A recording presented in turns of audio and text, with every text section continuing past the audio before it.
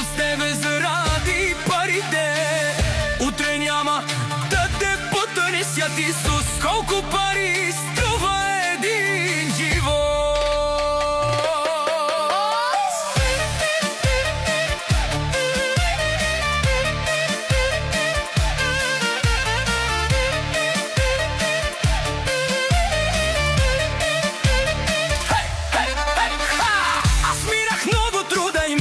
Видях да лъжат, затова внимавам вече с хората. Исус е, че лесно днес продава дружбата. Когато нямах нищо в живота, никой не звънеше на телефона.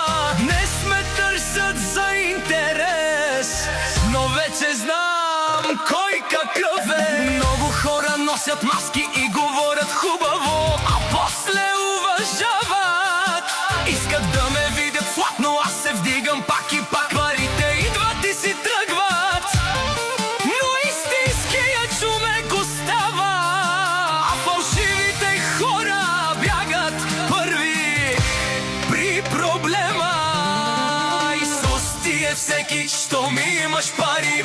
Всички викат: брат ми си ти, Исус, но останеш ли без него?